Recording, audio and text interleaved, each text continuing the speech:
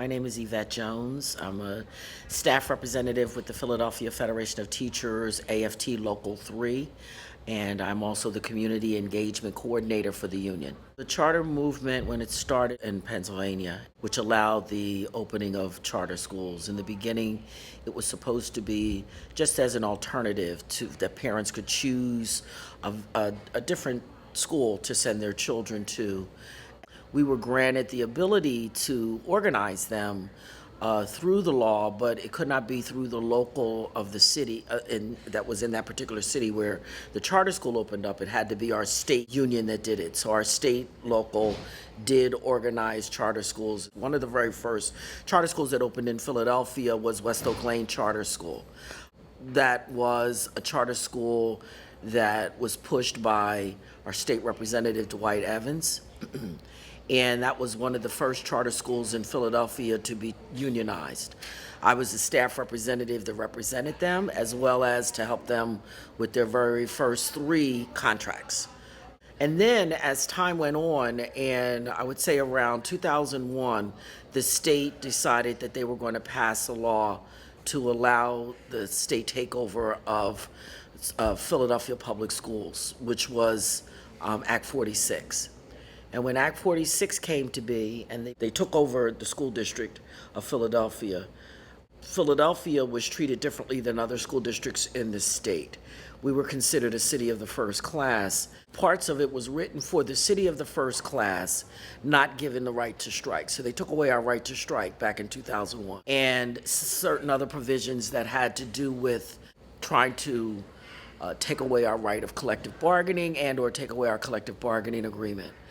One of the interesting things is that from that point on, we started seeing a change in the whole charter school movement, where charter schools were no longer as an alternative or a choice for parents, but charter schools became a way to try to privatize public education, get rid of the regular public school system in Philadelphia and across the state of Pennsylvania, and also, of course, to destroy our union.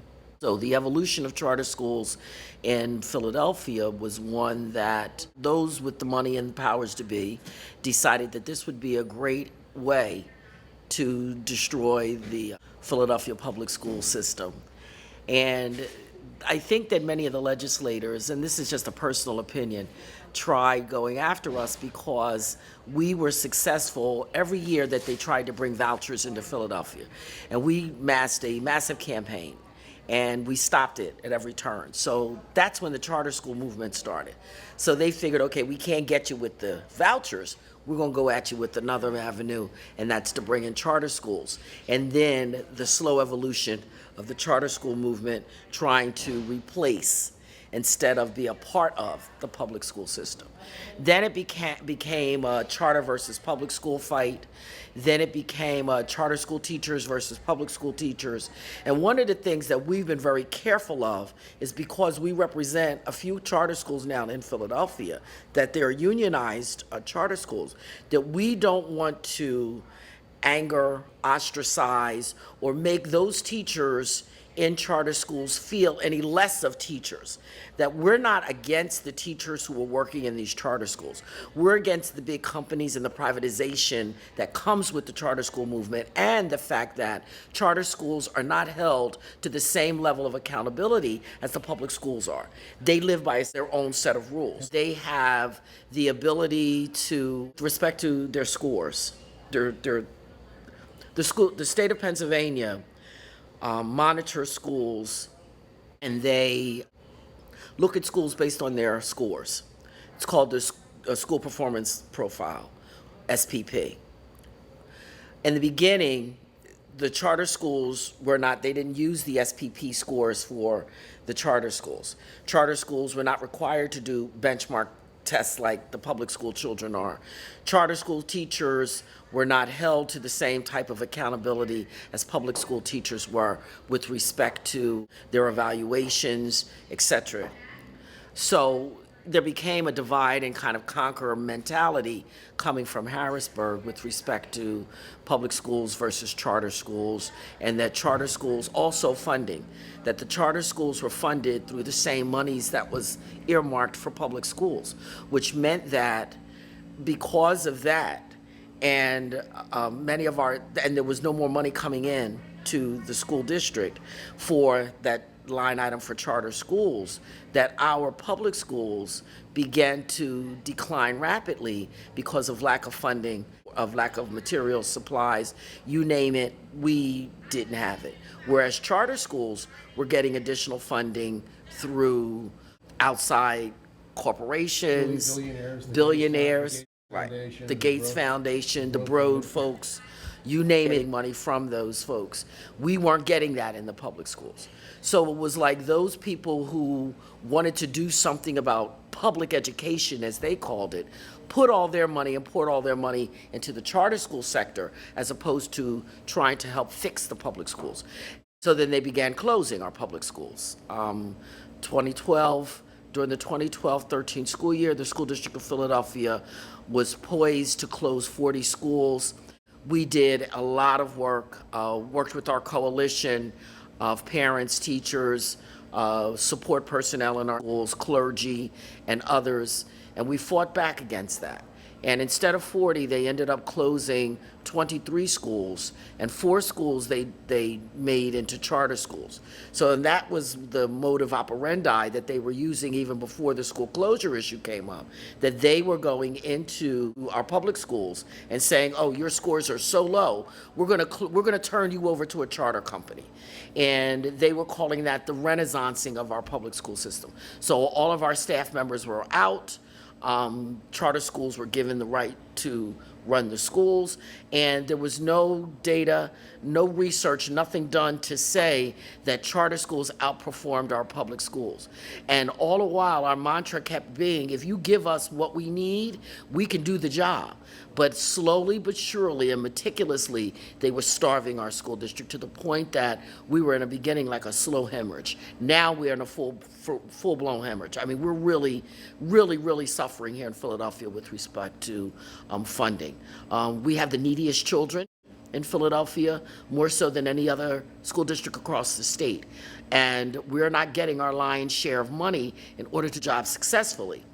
So not only were the charter schools draining the monies that would help and benefit public schools, but they were, of course, able to stay afloat because of the endowments that they were getting from billionaires who wanted to see the charter school movement expand and grow. We were also fighting school closures, so they were trying to get us at every angle and every end that you could imagine. One of our groups that we work with, Action United, and our coalition did a study to uncover the fraud that was going on with charter schools. That's another thing too. Charter schools were not held to any checks or balances with respect to how they were spending their money, where their monies were going, being accountable for not only how well the children were doing with respect to the state tests, but how well the children were doing, or the school, was doing with respect to finances and where their monies were being put into. What we found was that over $30 million and counting was monies that were fraudulently being used by the charter school companies. Several charter school heads were indicted. And there's one now, Brown is her last name, where she's trying to claim dementia.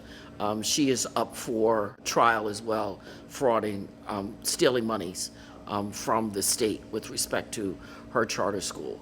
There was another charter school operator who committed suicide when they were about to indict him for charter school fraud. So we found that a lot of what was going on in Philadelphia was in some charter schools, not all of them, but in some, was linked to the fraudulent use of the fundings that they were getting, which were public dollars. I mean, there's people's taxpayers' money that was being used illegally in charter schools. And even what we found also was that as our state affiliate, AFT Pennsylvania, began going into the charter schools to try to organize them, that charter schools were using taxpayer dollars by the millions to hire high-priced lawyers to keep the unions out of their schools. They believe, unfortunately, that the union is the detriment to public education. You know, that it's our fault that our children are doing so poorly in public schools. You know, it's the union and the union contract. That's the problem with public education. So that was one of the things that when they began to create charter schools in Philadelphia, one of the issues was definitely that they were non-union members. However, they did put something in the legislation that said that they could be organized and unionized.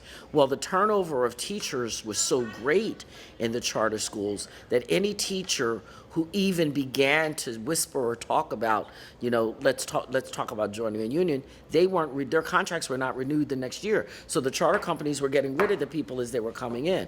No unfair labor practices were being filed because they weren't union members.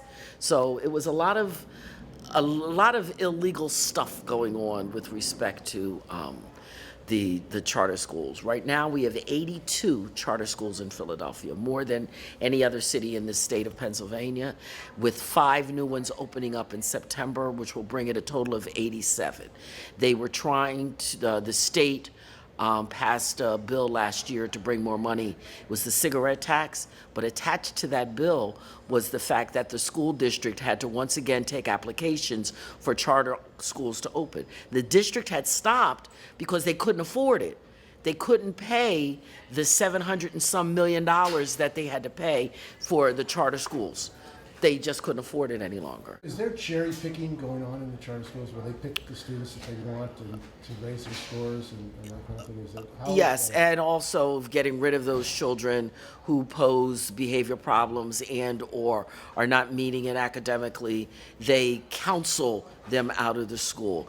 Now, I've talked to parents over the years who have said that they've had meetings in their charter schools with their heads in their charter schools, and they've been told that if you don't want your child expelled, specifically behavior problems, if you don't want your child expelled, then I suggest you withdraw your child and put them in the public school sector and setting. Now, one thing that's interesting in Philadelphia is they laud the fact that there are all of these waiting lists of parents waiting to get their children into their schools. But one of the interesting things is when they lose children back into the public school system, they don't take students in from the list. But in Philadelphia, if any parent who wants their child in a school, no matter how overcrowded that school is, we're obligated by law to take that child. Charter schools are not.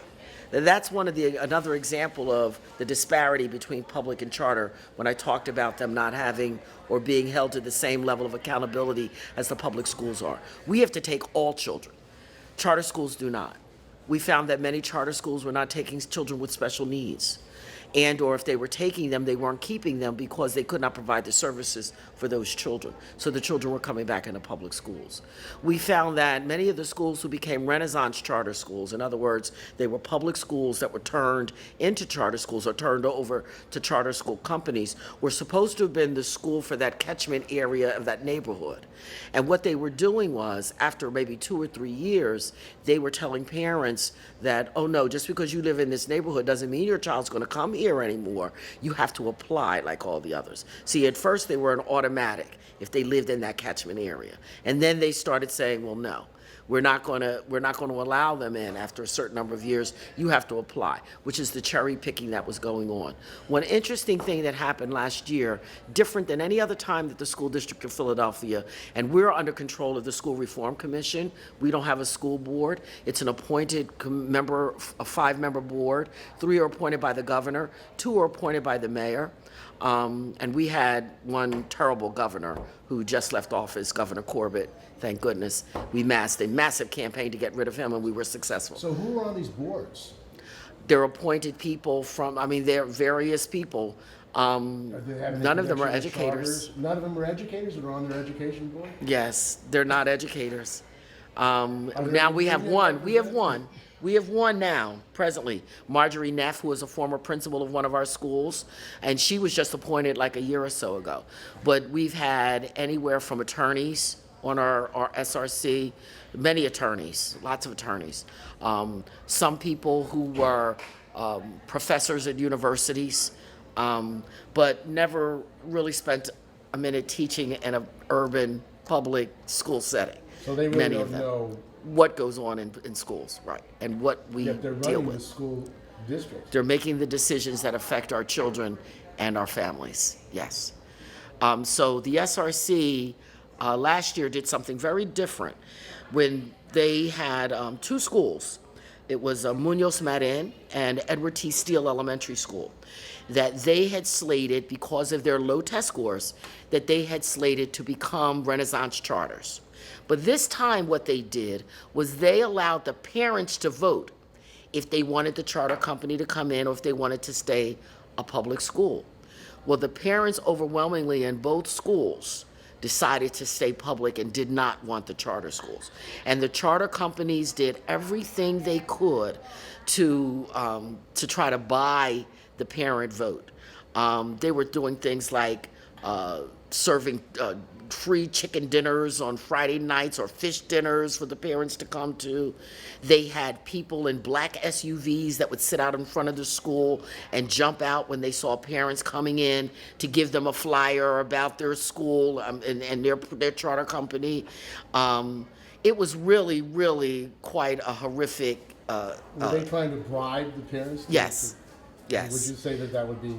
That would be very safe to say that they were trying to bribe the parents and get the parent vote. So what we did was we mounted a ground campaign with parents from the school that did not want charter schools in their school. And we worked with them. And we worked with them and went door to door to talk to the parents about what our public schools don't have and why we need to keep our schools public and why we need to fight in Harrisburg to get the monies that we deserve. And we also had the parents think back and look at what this school has meant to this community for so many years. And many of the parents were students there, and their parents were students. So there's generations that had been educated by these particular two public schools. So needless to say that it was quite a very, it was quite a fight, I'll put it that way. It was quite a battle. And even to the day of the vote, when the vote took place in both schools, that they had people in front of the schools trying to get the parents, to on board and to vote in favor of them. Overwhelmingly, the parents voted against both charter companies. The one charter company was Aspira, that was supposed to go in and take over Munoz Marin, and the other was Mastery Charter, which was supposed to take over Edward T. Steele. And Mastery Charter already had 3 schools in that area, in that community where Edward T. Steele was. If they had taken over Steele, there would not have been one traditional public school left in that community. And the parents weren't willing to give it up. And their voice was heard, and they kept their school public. Now, has this led to resegregation? I mean, and also, have they closed any schools in white communities? Charter schools? No, they have not closed any schools. No schools in the far northeast or in South Philadelphia, where you have predominantly Caucasian populations. None of them have been closed. None of them have been Renaissance chartered. There are a couple of charter schools, but we call them like the mom and pop charter schools that are in the Northeast area, the greater Northeast area, and in areas of South Philadelphia, but they're not the large, like, company charter schools, I like to call them, like Mastery, KIPP, Young Scholar, Mosaica. Those companies have all of their schools are in black and brown communities. And we see this as a destruction of public education in black and brown communities, that they're trying to force the parents into a public school system that they may not want. So where it was supposed to have been, charters were supposed to have been geared towards just being an alternative for parents, it became obvious when they started closing public schools in the black and brown communities. It became very obvious that what they were trying to do was to not give them a choice, but to force on them this charter school. Education is billions and billions of dollars, a $1 billion business, and they want their piece of the pie. Their administrative costs are so high, and I don't think people really look at that. How much money is actually going into the classrooms? How much money that they get from taxpayer money? I'm not talking about donor money. I'm talking about taxpayer money. How much of it does it actually go into the classroom, into books, materials, and supplies for the children, into technological equipment for the children in those schools. And how much are the administrators making? Do they make Oh, more it than- varies. It varies, but usually it's six figures. It's usually very much six figures, and it varies from charter school to charter school. Many teachers, because they started laying off teachers, because the charter school movement did have an effect on the number of public school children who were in our schools. So if you don't have the kids, then that means you're going to have to lay off the employees. Well, we've lost a lot of employees over the years. Many of our employees had no choice but to go into charter schools.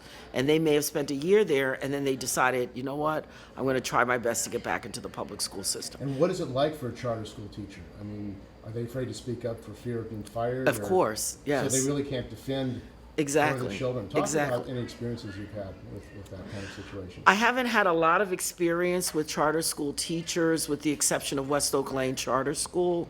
And like I said, we unionized them.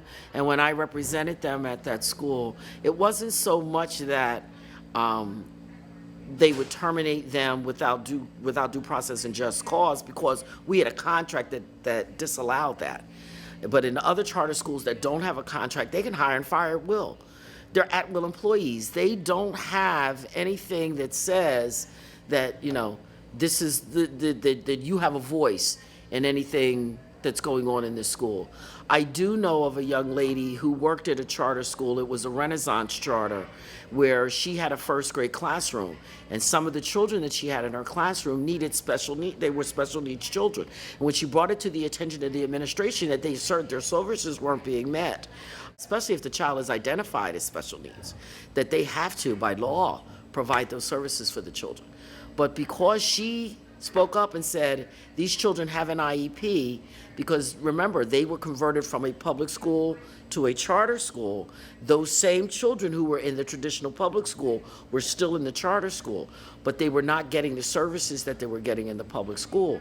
So when she spoke up and said, I've got children with special needs who are not getting the services, they began to ostracize her. They began to treat her differently than the other teachers, until finally either she would quit, or I think they did tell her that her services were no longer needed, and they let her go in the middle of the year.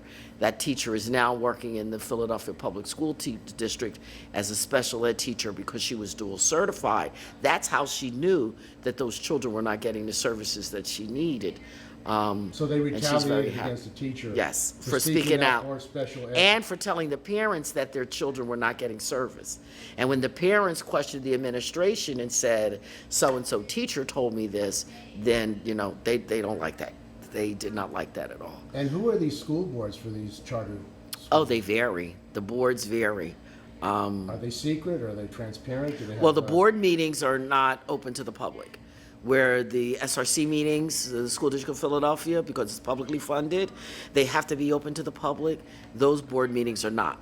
Each charter company has their own board meetings. They have their own schedule for when their board meetings meet. Most times they're closed meetings. The staff don't even get to go to those meetings and/or to voice their opinion about. But they're funded by the public. Oh, yes.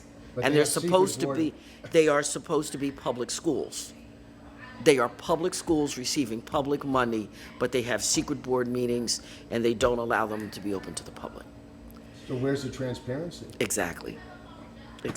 Where is it? It's sure not there. It's not there. But again, let me just say for the record that we're not against charter schools, because the idea of when they were first developed here in Pennsylvania was one of good. It was a good thing. It was choice, and it was one that parents could make the decision if they wanted to or not want to. But what we're against is the fact that those people who have the money are trying to make the charter school movement the new public school system. And I'm a product of the public school system in Philadelphia, and the education that I got, and I grew up in a very poor, impoverished area in North Philadelphia. The education that I got was an excellent education, and the education that our children receive is excellent. But what we don't have is we don't have the funding, we don't have the things that are the services that our children need in order to be successful. When I was a child, we did, but nowadays they don't have the things that many of our children come from such horrific home lives that the school is all they have. And many of the charter schools, I don't know if it's just they don't want to deal with these problems that some of our children have, but in the public school system, we have to. And unfortunately, the politicians don't give us the funding that we need to deal with them. Now that we have a new governor, but we've got a Republican legislature in the Senate and in the House. We're going through budget battles now. It's quite a fight. We have been fighting, trying to get a fair funding formula in Pennsylvania that will fairly fund all school districts in the state of Pennsylvania. Pennsylvania is one of only 3 states in the United States that doesn't have a fair funding formula. And that's what our fight has been over the past few years, is trying to get the powers to be to create a full and fair funding formula for all children in Pennsylvania. And these charter companies, what role do they play in politics? Politicians and... Oh, yeah, they do their lobbying, you know. Do they spend money They on, have, I'm sure. Fund candidates? I'm and sure fund if the charter school doesn't spend the money, then their donors and benefactors do. I mean, it's quite obvious. That goes without saying how they lobby in Harrisburg for the creation. They won't even change the charter school laws in Pennsylvania. We're pushing for charter school laws that would make everything equitable across the board, that everybody plays on the same playing field. That if a charter school, they're so hell-bent on closing public schools that are underperforming, well, what about charter schools that are underperforming? And if a charter school gets closed, they have an ability to go to the state to appeal that decision and have the state override what the school district is saying. So where's the fair playing ground here? We can't do that. We can't go to Harrisburg and say, oh, they're trying to close Clymer Elementary School. Can you please keep it open? We don't have that luxury, but the charter schools can, and it's all because of the unfairity of the unfairness of the charter school law. And do charter schools have to pay into the teacher pension system? They're supposed to, yes. Do they? It's one of the things that I found out from my friend who worked at the charter school, the one who they let go. There was a problem that they were not paying into the pension, and she asked me if I knew anyone in Peasers that could look into it. Well, I did, and I gave her I talked to the person. They looked into it and contacted the charter company, and oh boy, wow, look at all this. All of a sudden, they started paying into the pension fund. So there's no oversight for that, though. Nobody's checking to see if that's done. You know, nobody knows what benefits and salaries are being offered to these folks. And the law says that they're supposed to offer the same benefits and salary that's comparable to what the public school teachers. Prevailing wage, but they don't, Yes. do they? We don't know. There's no checks and balances. The school district of Philadelphia had a charter school office that was manned by one person. This year, I think they've got 4 people that are manning the charter school office. And they are supposed to be the ones that give oversight and are supposed to be overseeing what's going on with the charter schools. Not only with respect to finances, but academically what's going on with that. Well, before when they had one person, that was next to impossible for 82 charter schools. Next to impossible to keep keep the checks and balances. Now, every charter school in Philadelphia is not a bad charter school. Again, let me say that for the record. But there are some that are out there to destroy public education. What percentage of the schools in Philadelphia are charter schools? I know that we have 82 going up to 87, and public schools, I think we have about 216. That's after years of closures, because we had about 250 So it's a big charter percentage. schools. Yeah. It's a big percentage. Yes, and it's the largest percentage, like I said, of any other city in the Commonwealth. Now, there's been kind of a national campaign scapegoating teachers, blaming teachers for the problems. What's behind this effort to kind of blame teachers for the problem in education in the United States? I think that the problem is to, number one, to get rid of the teachers' unions, because many of the teachers that they're going after are unionized. They don't blame charter school teachers for the problems that are going on. They blame public school teachers because public school teachers are represented by a union. So I think that this whole movement is a way to try to get rid of the unions, because I think that those folks with money, and even the Republicans, believe that we have a big influence on elections. And many public school teachers are Democrats, and many unions support Democratic candidates. And it was clear when President Obama was running for his second term that how angry the Republicans were that they were able to be defeated a second time because of the help of unions, and particularly teachers' unions. And I think it's their way, and just look at Wisconsin, I think it's their way of trying to keep us out of politics. So what do? You demonize us. And what do? You close us. Then what do? Then you charterize us. You disband us. You break us apart. And then you don't have that powerful entity that can help to get a candidate and help a candidate to win. So I think it's all a political move in order to destroy the teachers' unions. Well, in Philadelphia, there's a movement that's been going on now, led by parents, to opt out of some of the standardized testing. And some of the standardized tests, we have the PSSAs, as well as Keystone exams. And the PSSAs have now been linked to the school performance index, like how well a school does. And that has now been linked to a teacher's evaluation. Like if your school's score on the PSSAs is extremely low, it's going to affect your overall rating, because now they use multiple measures in order to rate teachers. So they use test scores, they use the school performance index score. So would you say this is retaliation against teachers in poor and minority communities who don't have the benefits of being in a rich district and Yes. rich school district? Yes, I do. Yes, I do. Because in the richer suburban districts in Pennsylvania, where their property taxes are very high and they pay for their schools, they don't have the same problems that we do here in Philadelphia. So they're punishing teachers who are willing to work in poor districts Yes. with Latino and Black Yes. community. Yes. Is that fair? No, of course not. Of course not. It's not fair.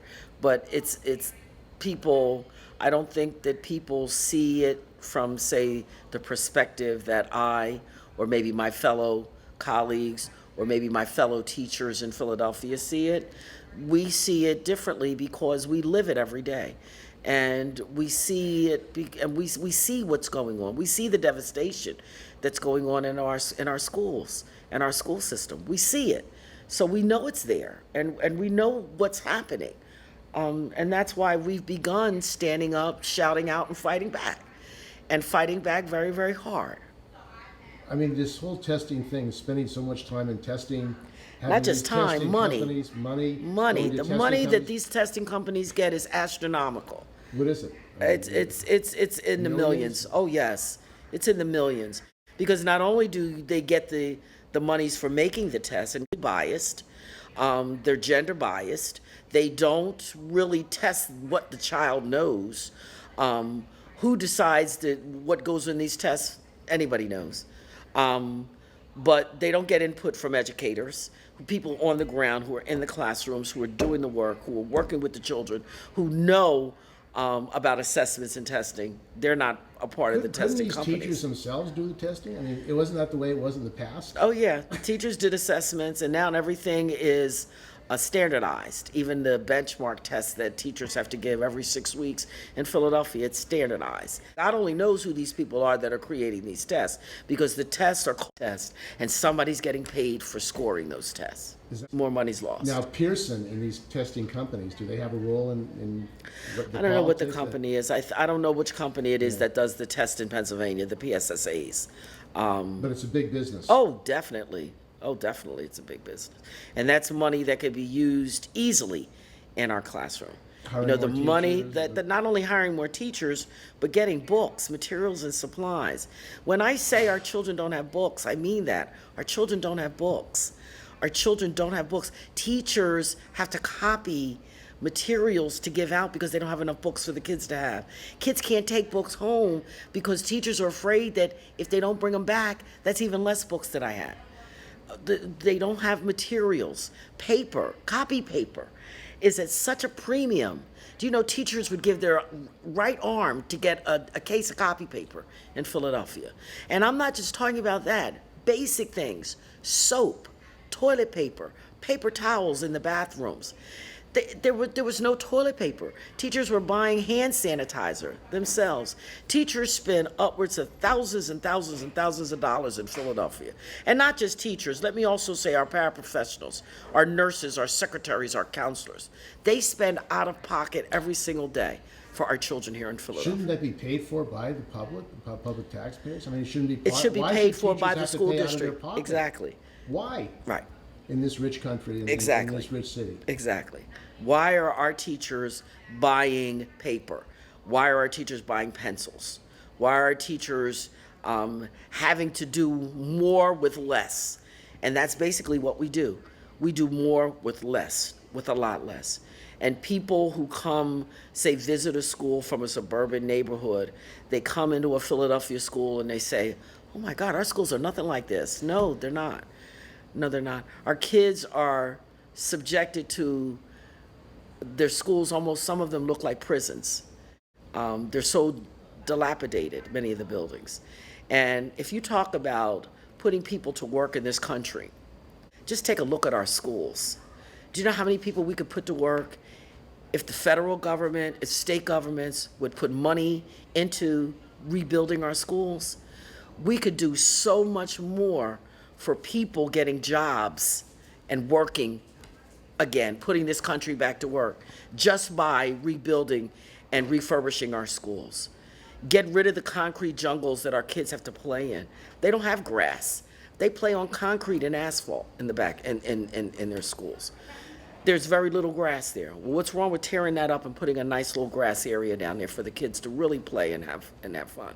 But our kids can't do that anyway because they're so gun-ho on these tests. Everything is test prep, test prep, test prep, that they have to do their best on the test. And everything else gets put to the side, even recess. Now, the whole drive to testing and charters is being funded by the federal government. Arnie Duncan, what do you think about the fact that the federal government is using billions of dollars to encourage more testing and more charter schools? Well, as a taxpayer, I think it stinks. And as a public school teacher, I think it stinks too. You know, I know what it's like to be in a classroom without. I know what it's like to see our children come to school in less than a pristine type of way. And the only way to give that child a good experience, and the only good experience that those children have had, have been in our public school system. I think the federal government ought to be ashamed of themselves for not fully funding our public school system. It's back to the days of No Child Left Behind with George Bush, and the way that he tried to use that. He tried to use that law in order to, in my opinion, to destroy public education. And that was part of the downward spiral of public education then too. And Brown decision and the fight for equality in education, do you think it's been harmed by this charter school development? I don't think that we have gotten any farther with the Brown versus the Board of Education decision that was back in the 1960s. I don't think we've gotten any farther today than where we are right now.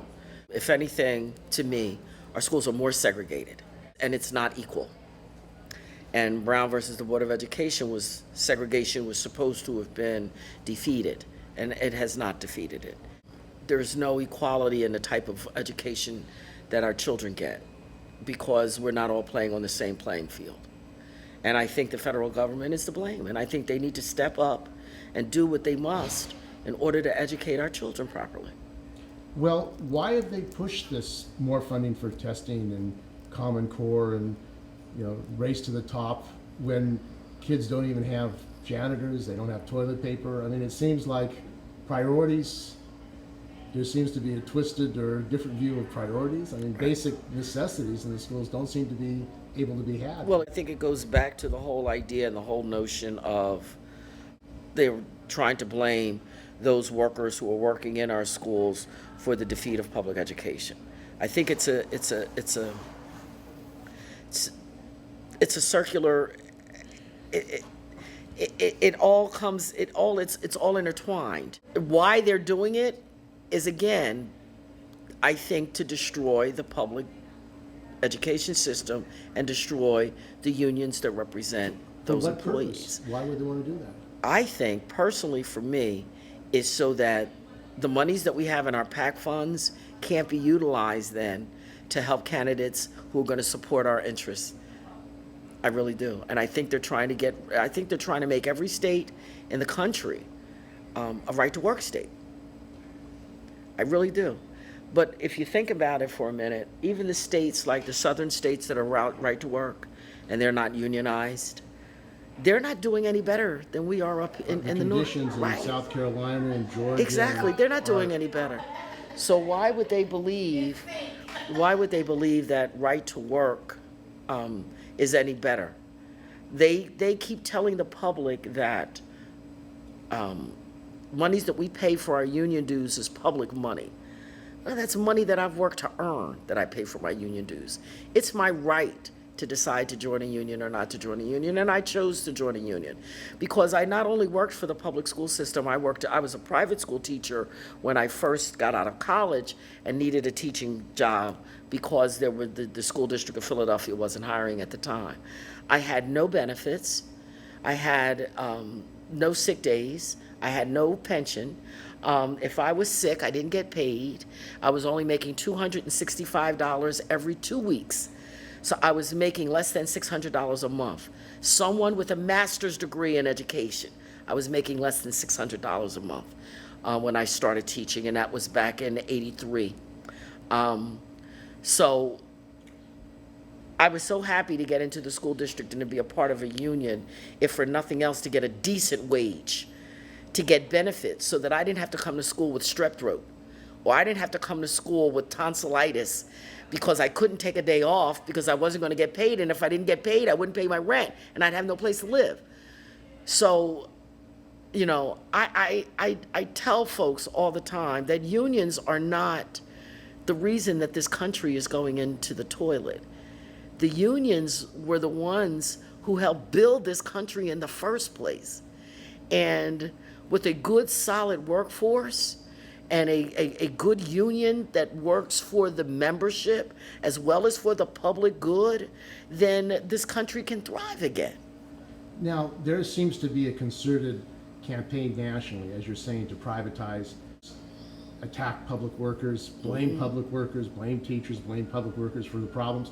Why hasn't there been a concerted campaign by public worker unions, national unions, AFT, SEIU, AFSCME, to organize a political education campaign nationally to say we've got to defend public workers, we've got to defend public schools, and put the counter, who's behind the privatization? It raises...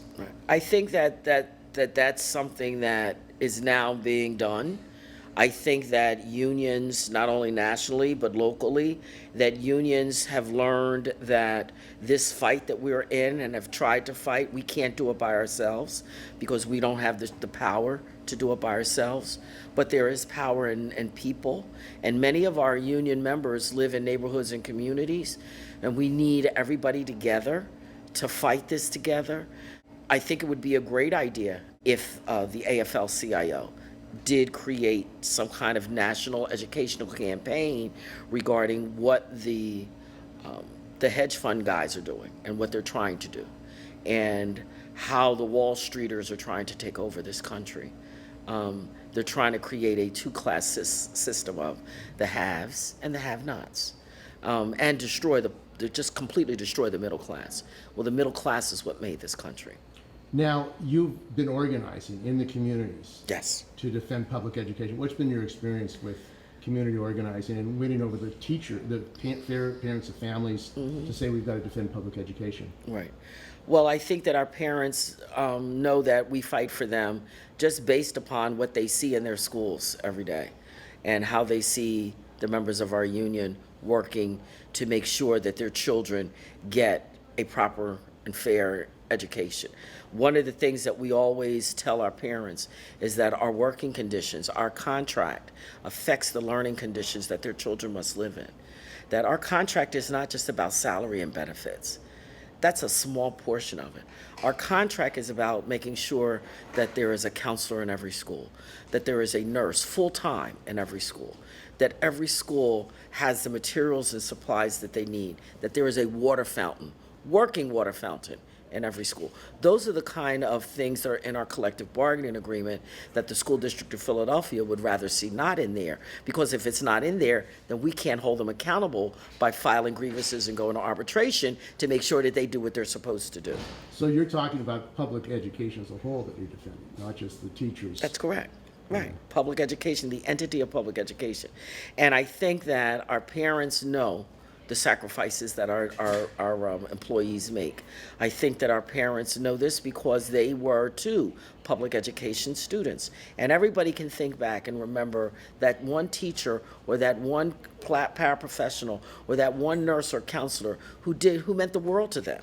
And I think just reminding people of, think about when you were in school. Don't you want that for your child? It's not hard. Plus, the parents started to see what it is that the hedge funders were trying to do.